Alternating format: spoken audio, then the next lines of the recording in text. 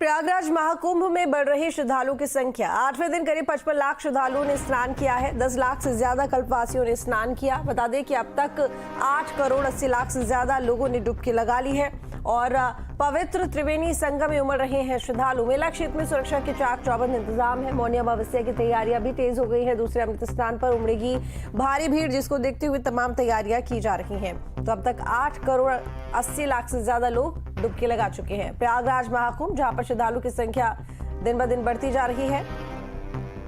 तो अविनाश हमारे साथ में जुड़े हुए ज्यादा जानकारी के साथ में। अविनाश, महाकुंभ जिसका आज 9वां दिन और अब तक की बात करें तो 8 करोड़ 80 लाख श्रद्धालु डुबकी लगा चुके हैं। सभी को मौनी अमावस्या का इंतजार है, क्योंकि उसको देखते हुए तमाम तैयारियां की जा रही हैं। ऐसे में मुख्यमंत्री योगी आदित्यनाथ वो तैयारियों का जायजा ले रहे हैं, खुद नजर रखे हुए हैं। क्या उम्मीद है, कितनी संख्या में लोग पहुंचेंगे और तैयारियों को किस तरीके से यहाँ पर अपग्रेड किया जा रहा है भीड़ को देखते हुए?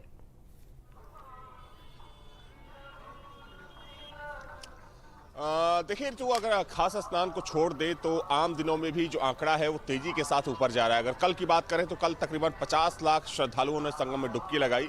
और चूंकि देखिए, सबसे महत्वपूर्ण बात यह है कि 29 जनवरी को मौनी अमावस्या का स्नान है और उस दिन तो चूंकि करोड़ों की संख्या रहेगी, लेकिन उससे पहले कल 22 जनवरी को इसी संगम क्षेत्र में कैबिनेट की बैठक होने जा रही है।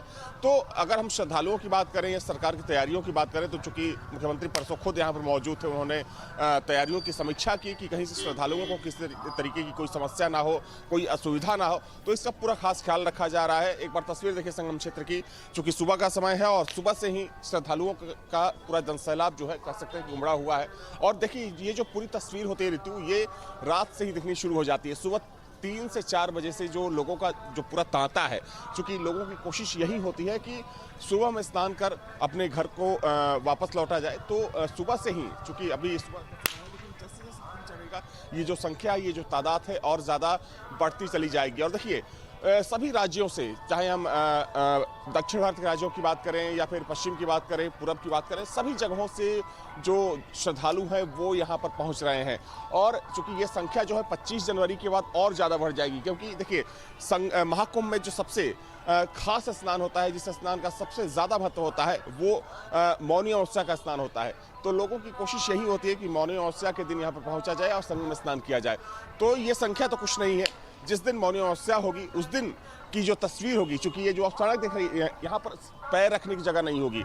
तो ये फिलहाल की तस्वीर है। और चूंकि सरकार की कोशिश है कि मौनी अमावस्या को लेकर यहाँ पर विशेष प्रबंध किया जाए, चाहे हम ट्रांसपोर्टेशन की बात करें या दूसरी यात्री सुविधाओं की बात करें, तो सरकार यही कोशिश कर रही है कि जो भी श्रद्धालु यहाँ पर पहुँच रहा है उसे कहीं से कोई दिक्कत ना हो। और इसका पूरा कह सकते हैं कि इसकी जो पूरी मॉनिटरिंग है वो मुख्यमंत्री के द्वारा की जा रही है।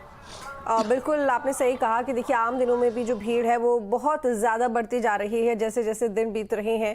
इसके साथ ही अभी 2 दिन पहले घटना हुई आगजनी की, जिसको हालांकि तुरंत उस पर काबू पा लिया गया था आधे घंटे में।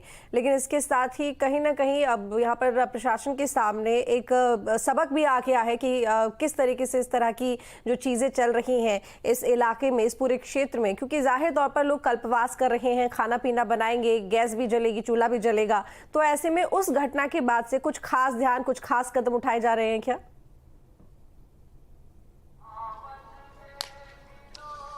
देखिए, अगर हम दुर्घटनाओं को रोकने के लिए की बात करें तो चूंकि दुर्घटनाओं को रोकने के लिए या ऐसे हादसों को रोकने के लिए प्रशासन की तरफ से, मेला प्रशासन की तरफ से जो मैकेनिज्म है वो पहले तैयार कर लिया गया।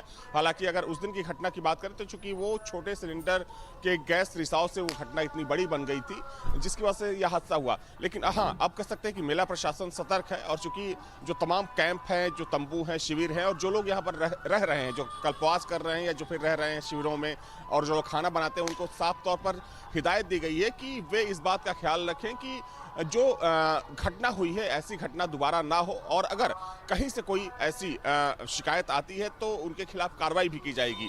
तो मेला प्रशासन ने लोगों को ये चेताया भी है। तो देखिए, निश्चित तौर पर कह सकते हैं कि चूंकि दुनिया का सबसे बड़ा आयोजन है और वैसे में जो उस दिन घटना हुई, चूंकि गनीमत इस बात की रही कि इसमें जनहानि नहीं हुई, सिर्फ जो तंबू थे वो जल गए, उसमें दैनिक इस्तेमाल की जो चीज़ें थी वो जल गई, लेकिन जनहानि नहीं हुई। और चूंकि देखिए, उस दिन मुख्यमंत्री खुद यहाँ पर मौजूद थे, तुरंत पहुँच गए वहाँ पर घटनास्थल पर जायजा लेने के लिए।